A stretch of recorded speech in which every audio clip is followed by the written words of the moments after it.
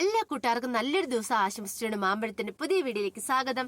ആദ്യമായിട്ട് കാണുന്നവരാണെങ്കിൽ ചാനൽ ഇഷ്ടപ്പെട്ട ഒന്ന് സബ്സ്ക്രൈബ് ചെയ്യണേ. അതോടൊപ്പം തന്നെ കണ്ടുകൊണ്ടിരിക്കുന്ന എല്ലാവരുടെ സപ്പോർട്ടിലേക്കും തുടർന്ന് പ്രതീക്ഷയുണ്ട്. നമുക്ക് നേരെ ആദർശിന്റെ നയനയുടെക്ക് ഇന്നത്തെ വിശേഷത്തിലേക്ക് പോയാലോ. അപ്പൊ ആദർശ മുറി വന്നിട്ട് അങ്ങോട്ട് പുറത്തേക്ക് വന്നു നയനെ വിളിച്ചു. അതെ, അവിടെ നിന്ന് എനിക്കൊരു കാര്യം പറയാനുണ്ടെന്ന് പറയും. അല്ല, എന്താ എന്താ നിനക്ക് പറയാനുള്ളത്? അല്ല, എനിക്ക് അച്ഛനെയും അമ്മേനെയും വീട്ടിലേക്ക് വിളിച്ചാൽ കൊള്ളാമെന്നുണ്ട്. അല്ല, എന്തിനാ ഇപ്പൊ അവര് ഇങ്ങോട്ട് വിളിക്കുന്നേ? ഇങ്ങോട്ട് വിളിച്ചിട്ടേ വീടിന്റെ ആധാരം ഒന്ന് വൈകുന്നേരത്തോട് കിട്ടുമല്ലോ. അപ്പൊ ആദർശാന്റെ കൈ കൊണ്ട് തന്നെ അവർക്ക് ആധാരം കൊടുക്കണം എന്ന് എനിക്ക് ഭയങ്കര ആഗ്രഹമുണ്ട്. അതൊന്നും നടക്കില്ല എന്ന് പറയാണ്. അവരിങ്ങോട്ട് വിളിക്കാനായിട്ട് അമ്മ സമ്മതിക്കുമെന്ന് ചോദിക്കുകയാണ്. അമ്മേനെ കൊണ്ട് സമ്മതിപ്പിക്കണം എന്ന് പറയാം. ആ, നല്ല കഥയായി. ഇപ്പൊ ഇതും പറഞ്ഞോണ്ട് അങ്ങോട്ട് ചെന്നിട്ടുണ്ടെങ്കിൽ അമ്മ എന്താ ചെയ്യാൻ പോകുന്ന അറിയാലോ. അമ്മ വെറുതെ അമ്മയുടെ വായിരിക്കുന്ന ചീത്ത മൊത്തം കേൾക്കണ്ടെന്നുണ്ട്. എനിക്കറിയാം എന്ത് ചെയ്യണമെന്ന്. ഞാൻ അമ്മേനെ കൊണ്ട് സമ്മതിപ്പിച്ചോളാം എന്നും പറഞ്ഞിട്ട് നയനെ അങ്ങോട്ട് ഇറങ്ങിപ്പോണം. അപ്പൊ ആദർശോത്തി ഇവൾക്ക് ഇത് എന്ത് പറ്റി? ഇവളെങ്ങനെ സമ്മതിപ്പിക്കാന്ന് ഓർത്തായിരിക്കുന്നേ. പിന്നീട് നയന നേരെ ഹാളിലേക്ക് ചെല്ലുകയാണ്. അപ്പൊ ജലജയം ജാനകി എല്ലാരും ഹാളിൽ ഇരിക്കുന്നുണ്ട്. അന്ന് നയന ചെന്നപടി ദേവേണ്ട് പറഞ്ഞു, അമ്മേ ഞാൻ ഇന്ന് വീട്ടിൽ പൊക്കോട്ടെ എന്ന് ചോദിക്കുകയാണ്. അതെന്താ ഇപ്പം വീട്ടിൽ പോരായിട്ട്? അല്ലമ്മേ, ഇന്ന് വൈകുന്നേരത്തോടു കൂടി വീടിന്റെ ആധാരം കിട്ടും, പണയം വെച്ചിരിക്കുന്നത്. അപ്പൊ അത് കൊണ്ടേ കൊടുക്കണം. അതിന് വേണ്ടിട്ടാന്ന് പറയും. ഓഹോ, അങ്ങനെയാണോ? അല്ല, ഇന്ന് നിനക്ക് അറിയാലോ, ഇന്ന് ഇവിടെ മീനമാസത്തിലെ ചിത്ര പൗർണമി നാളെ നടത്തുന്നൊരു പൂജ നടക്കുന്നുണ്ട്. അപ്പൊ ഈ വീട്ടിൽ നിന്ന് ആരും പോയിക്കൂടാ, എല്ലാരും പൂജയെ പങ്കെടുക്കണമെന്ന് പറയാം. അതല്ലമ്മേ, ആദർശന്റെ കൈ കൊണ്ട് കൊടുക്കണമെന്നായിരുന്നു എനിക്ക് ആഗ്രഹം. ആ ആധാരം അതിന് വേണ്ടിട്ടാന്ന് പറയും. അതാണോ? അന്നൊരു കാര്യം ചെയ്യ, അവരോട് ഇങ്ങോട്ട് വന്ന് വാങ്ങിക്കാൻ പറയാണ്. ഇല്ലമ്മേ, അവരിങ്ങോട്ട് വരത്തില്ലെന്നാ പറഞ്ഞ്. ഞാൻ അമ്മയോട് പറഞ്ഞാന്നേ. അപ്പൊ അമ്മ പറഞ്ഞു വരത്തില്ലെന്ന്. ഇപ്പൊ ഇനി ഞാനെന്നല്ല, ഇനിയിപ്പം അമ്മ പോലും പറഞ്ഞാല്, ആദർശന്റെ അമ്മ പോലും പറഞ്ഞാൽ വരത്തില്ലെന്നാ പറഞ്ഞെന്ന് പറയാണ്. ഈ സമയം ജാനകി കേട്ടിച്ച്, കൊള്ളാലോ, ഇവളങ്ങ് നന്നായിട്ട് അഭിനയിക്കുന്നുണ്ടല്ലോ. ജാനകിക്ക് മനസ്സിലായി നയനയുടെ ട്രിക്ക് എന്താന്നുള്ള കാര്യം. ഓഹോ, അങ്ങനെ പറഞ്ഞോ കനക? അന്നോ ഒന്ന് അറിഞ്ഞിട്ട് തന്നെ കാര്യം. നീ ആ ഫോൺ ഇങ്ങോട്ട് വിളിച്ചു തന്നേ, ഞാൻ പറയാന്ന് പറയണേ. ഞാൻ പറഞ്ഞ അവള് വരാതിരിക്കില്ലെന്ന് പറയാണ്. ഈ സമയത്ത് ജലജ അവിടെ ഇരിക്കുന്നുണ്ട്. ജലജ പറഞ്ഞു, ഞാനോർത്ത് ഇവർക്ക് ബുദ്ധി ഉണ്ടെന്നാ ദേവേനിക്ക്. പക്ഷെ എന്ത് ചെയ്യാനാ, ഇതൊക്കെ നയനയുടെ ട്രിക്കല്ലേ അവരെ കൊണ്ട് വിളിച്ചു വരുത്താനായിട്ട്. അതുപോലും മനസ്സിലാക്കാനുള്ള ബുദ്ധി ഈ ഏട്ടത്തിക്ക് ഇല്ലാതെ പോയല്ലെന്ന് മനസ്സ് വിചാരിക്കുകയാണ്. പിന്നീട് എന്ത് ചെയ്യണം, നയന്റെ ഫോൺ അങ്ങോട്ട് വിളിച്ചു കൊടുക്കുകയാണ്. ഫോൺ വിളിച്ചു കൊടുത്തപ്പോഴത്തേനും ദേവേനി ഫോൺ മേടിച്ചു. ഫോൺ മേടിച്ച് അങ്ങേത്തിലേക്ക് കനക കോൾ എടുത്തു. കോൾ എടുത്തിട്ട്, ആ പറഞ്ഞോ മോളെ, എന്താ വിളിച്ചതെന്ന് ചോദിക്കുകയാണ്. നയനയുടെ ഫോണാണല്ലോ, പെട്ടെന്ന് അതുകൊണ്ട് അങ്ങനെ സംസാരിച്ച്. നയനയല്ല, ദേവേനി. ദേവേനിയോ? പെട്ടെന്ന് തന്നെ ഒരു ഞെട്ടലുണ്ടാവുകയാണ് കനയ്ക്ക്. അതെ, ഇന്ന് ഇവിടെ ഒരു ചിത്ര പൗർണമി നാളെ നടക്കുന്ന ഒരു പൂജ നടക്കുന്നുണ്ട് മീനമാസത്തിലെ. അപ്പൊ ആ പൂജയ്ക്ക് നിങ്ങൾ പങ്കെടുക്കണം. നിങ്ങൾ രണ്ടുപേരും പങ്കെടുക്കുന്നത് മാത്രമല്ല, ഇവിടെ വന്നതിന് ശേഷം വീടിന്റെ ആധാരമൊക്കെ ഇവിടെ എടുത്തു വെച്ചിടാന്നാ പറഞ്ഞേ. അപ്പൊ ആധാരം കൊണ്ടുപോവുകയും ചെയ്യാന്ന് പറയണം. ഇനി ഞാൻ പറഞ്ഞ മനസ്സിലായല്ലോ, ഇനി വരാതിരിക്കൊന്നുമില്ലോ അല്ലേന്ന് പറയണേ. ഒരു കുഴപ്പമില്ല, ഞങ്ങൾ വന്നോളാന്ന് പറയണേ. ഫോൺ വിൽക്കുവാണ്. ദേവേനി പറഞ്ഞു, അവരിങ്ങോട്ട് വന്നോളും. ഞാൻ പറഞ്ഞ കനയ്ക്ക് വരാതിരിക്കാൻ പറ്റില്ലോ എന്ന് പറയാണ്. എനിക്ക് സത്യം പറഞ്ഞ സന്തോഷം, അതോടൊപ്പം തന്നെ ചിരിയും വരുന്നുണ്ടായിരുന്നു. അമ്മ ഇത്ര പൊട്ടിയായി പോയല്ലോന്നൊത്ത്. തന്റെ ട്രിക്ക് അമ്മയ്ക്ക് എന്താണെങ്കിലും മനസ്സിലായിട്ടില്ല. ജലജയ്ക്കും ബാക്കി എല്ലാവർക്കും അത് മനസ്സിലായി. പിന്നീട് കാണിക്കുന്നു പറഞ്ഞിട്ടുണ്ടെങ്കിൽ, നവ്യ മുറിയിലാണെങ്കിൽ വയറേൽ ആ പാട് വെച്ച് കെട്ടുമായിരുന്നു. അപ്പം വയറ് വേണമല്ലോ. ഇത് ഭയങ്കര ബുദ്ധിമുട്ടുള്ള പരിപാടി. ഇത് നവ്യം കണ്ണാടിക്കകത്ത് നോക്കി പറയാം, എന്റെ ദൈവമേ, ഇത് എന്തൊരവസ്ഥ ഇത്. ഇനി ഞാൻ ആജീവനാന്തകാലം മുഴുവൻ ഇത് ചുമന്നുകൊണ്ട് നടക്കേണ്ട വരുമോ? ഇതിന്റെ ഒരാവശ്യമില്ലായിരുന്നു. എങ്ങനെയെങ്കിലും ഒന്ന് ഒരു പ്രഗ്നന്റ് ആയ മതിയായിരുന്നു. ഇനിയിപ്പോ എന്ത് ചെയ്യാനാ? അല്ലെങ്കിൽ എല്ലാ കള്ളത്തരങ്ങളും പൊളിയും. ഇനിയിപ്പം വീട്ടുകാരെങ്ങനെ പറഞ്ഞിട്ടുണ്ടെങ്കിൽ ഇപ്പൊ പ്രഗ്നന്റ് ആയാലും കുഴപ്പമില്ല, ഇല്ലെങ്കിൽ പിന്നെ താൻ ഈ വീടിന് പുറത്താ. അങ്ങനെ ഒരു ചിന്തയൊക്കെ ഉണ്ടാകുന്നുണ്ടായിരുന്നു. പിന്നീട് എല്ലാവരും പൂജയ്ക്കായിട്ട് ഹാളിലേക്ക് വരുവാണ്. ഈ സമയത്ത് മുത്തശ്ശി പറഞ്ഞു, അതെ, പൂജയൊക്കെ നടത്താൻ പോകുന്നുണ്ട്. പക്ഷെ അതിനു മുമ്പ് ഒരു കാര്യമുണ്ട്.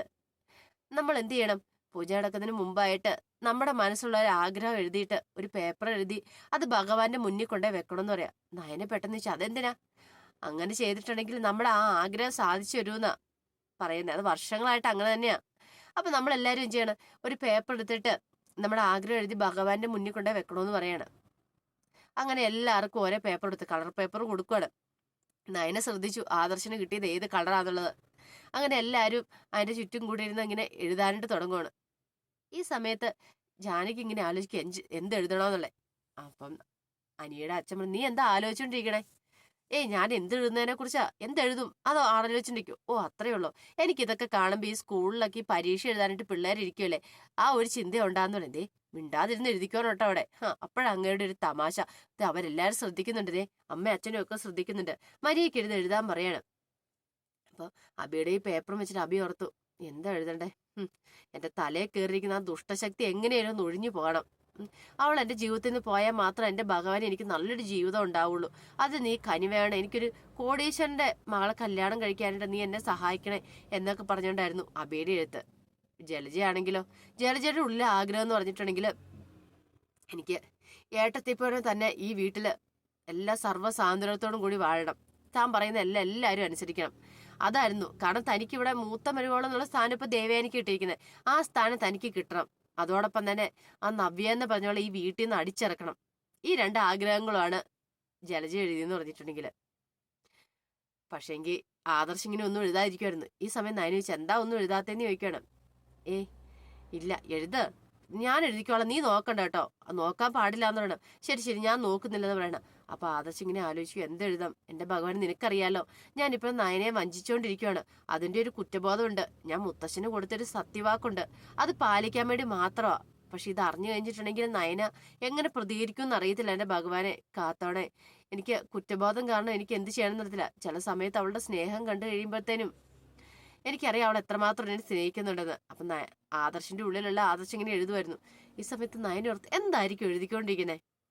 എന്താണല്ലോ എന്റെ ഭഗവാനെ, എഴുതിക്കൊണ്ടിരിക്കുന്ന കാര്യം നടക്കണേ. ആദർശന്റെ മനസ്സിലെ ആഗ്രഹമായിരിക്കും എഴുതുന്നത്. ആ ആഗ്രഹം നടത്തി കൊടുക്കണ ഭഗവാനെ എന്നായിരുന്നു നയനെ എഴുതിയത്. ഈ സമയത്ത് ദേവേനെ ഇങ്ങനെ ആലോചിച്ചോണ്ടിരിക്കുക. ദേവേനെ ആലോചിച്ചു, എന്റെ ആദർശ് മോൻ നല്ലൊരു ജീവിതം കിട്ടണം. നയന കാരണം എന്റെ മോന്റെ ജീവിതം തകർന്നിരിക്കുക. അവൾ ഈ വീട്ടിൽ നിന്ന് പോകണം, എന്നിട്ട് അവന് നല്ലൊരു ജീവിതം കിട്ടണം. അങ്ങനെയാണ് ദേവയാനി എഴുതിയത്. അപ്പൊ എല്ലാരും എഴുത്തെല്ലാം കഴിഞ്ഞു.